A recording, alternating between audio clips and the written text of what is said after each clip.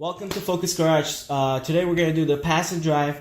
We're going to talk about the Nissan Z-car, which is Nissan 240Z all the way to the 370Z. So we're going to try to do this 6th generation in 5 minutes. Yeah, all right, so let's get started here. So, first generation, Nissan was thinking to themselves, hey, we want to bring a sports car to America, but we don't want to have the Nissan name on it. So what do? They released the Datsun 240Z. They wanted to bring a front-engine, rear-wheel drive sports car with 2 seats in this configuration here that was exciting and fun to drive, and they kind of hit the nail on the head with that. So for a few years, you had the 240, which had a 2.4-liter engine. Then they bumped the displacement a little bit after a few years to a 2.6, also known as the Datsun 260. And then after a while, a few more years, you had the Datsun 280Z, which also had a corresponding 2.8-liter engine in it. All the pros of the first generation here is the car is pretty well received by automotive journalists as well as automotive enthusiasts. Car is fun to drive, pretty lively, and exciting. Con of this car is, since it was marketed by Datsun, and this was in a time where Americans really didn't know the name or anything like that, they were kind of skeptical of this car. Wasn't as well received because people weren't sure whether or not this is something that would hold its value or something that they should go out there and buy. After the success of the first generation, Datsun continued the name with Datsun, and then they went with the 280Z, which retained the same powertrain of the 280Z from the first generation. However, it was a completely different car. It was more streamlined, different chassis, different suspension, and also got some luxurious options inside as well. However, what it lost was the driving aspect of the drive, like the enthusiastic driving aspect of the car. This generation later on got the first turbo 2.8 liter engine, which was making 180 horsepower in that era, which was fantastic. So that the con side is not that of a driver's car, but it's a luxurious, I would say, a GT car. Yeah, absolutely. So moving on to the third gen here. This is a generation we're going to talk the least amount because this is the one that is the least liked generation, I guess you could say. This looks very similar to a Toyota Celica Supra. However, it is uglier than that. The design of this car basically looks like they said design this cool, curvy, smooth sports car, but do it with only straight edges. This car is very awkward looking. It was awkward looking then, and it's still awkward looking now. Positive of this is that you do have a bigger engine, more displacement, the 300. So this is a 3.0. So you've got a bigger engine here. But that is about your only pro. Con of this is that this is going to be one of the least valuable ones and probably the ugliest ones out there. And the 4th generation continued with the 300Z, and this was also using the same drivetrain as the 3rd generation. You got the NA and the turbo. However, this was a much better looking car. They scratched everything, they started over, and this was like one of the best looking car out there. And however, even though it had the power, suspension, drivetrain, all that stuff, good driving, it was expensive in that era. You could have bought a Corvette for that price, and it was losing the cheap sports car aspect of the car. Absolutely. Moving next right here, Nissan decided to skip a bunch of numbers. So you go from the 300 to the 350 here. So this is kind of a car I feel that's more of our generation. We knew a lot of people driving these growing up. We still know a lot of people driving these, and they are a pretty good bang for your buck car. So this is where the car kind of had a nice little evolution here. It looks much more modernized. This is a more fun car to drive, and you do have a nice bump in power here with the VQ series engine, which is a great sounding engine as well. Best sounding V6. Fantastic sounding car.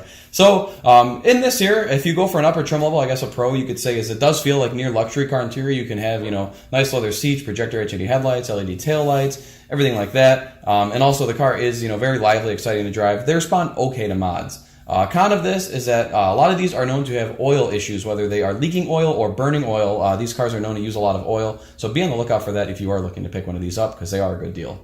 Yeah, they're best deal. I actually want to buy one. But anyway, we come to the last generation, which is forever been on the market, is the 370Z. You get a 3.7 liter VQ engine in there, and it's a really good engine. It sounds as good as a 350. But it can make a lot more horsepower. And you still get the track pack and all that good stuff with it, the Brembos and good 6-speed transmission. And it's a good driver car. You can take it out to the track and enjoy a lot. However, it's still an expensive car. The price never went down. Especially fully optioned. Yeah, you can spend like $50,000 to this car, and it's insane. So con is a great engine, great transmission. Good platform too. Great platform, yeah. However, It's a lot of money. Yep. All right, so a little bit back here. Thumbs up, thumbs down. First generation. First Would you drive generation, it? thumbs up. I would definitely get the either 240, 260, or 280Z from the first generation. It's a light car. It's a driver's car, almost like 50-50 weight distribution with a great, their whatever engine. I mean, like Any way you look at it. Yeah. So the second generation. I would also drive this as well, just because I feel like this car was kind of ahead of its time. You know, the way the powertrain was set up, everything like that. I feel like there's not a lot of cars that competed with that the way it was set up back then. I feel like it'd be, you know, even by today's standards, still a very unique driving car. They're very well balanced cars, well handling cars. So I would definitely drive that. I'm not the biggest fan of, you know, obviously the lower power, but back then that is pretty standard. You know.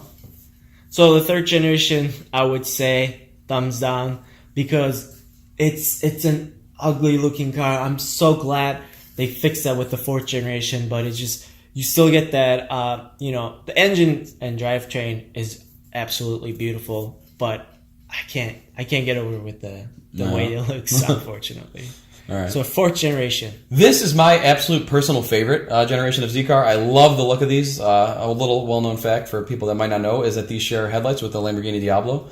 So that's pretty cool. But I love the look of these cars. The twin-turbo engine makes good power. These were fast even for their time. They ran 0 to 60 in like 5 seconds flat, which is pretty impressive back then.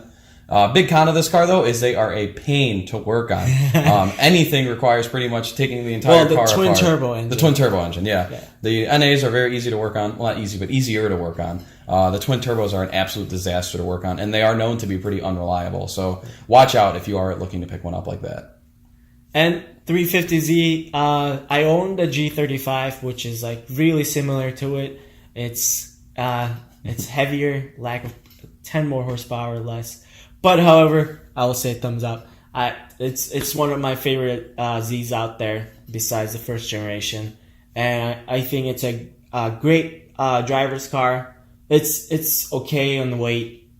Could use some weight lose, but I would say is what it thumbs is. up. Yeah. What do you think about the last generation? Also, so I'm a pretty big fan of the Nissan Z-cars as of the last 2 generations here. And the 370, also, I'm going to give that a thumbs up. I like that car, but like Anders said, if I was to get one, I'd want to go with a more stripped-down version, just because once you're spending the money on one of these more optioned and loaded ones, the car's not competitive anymore. I mean, if you're spending 40 to 5 to 50 grand on a car like this, you're going to be looking at Corvettes, you're going to be looking at even maybe Porsches, things like that. So at that price, no, but at like a base kind of stripped-down version, yes, I do like the sound of the car, I like the way they feel, and I do like the way they look as well. Yeah, they're a very sharp-looking car.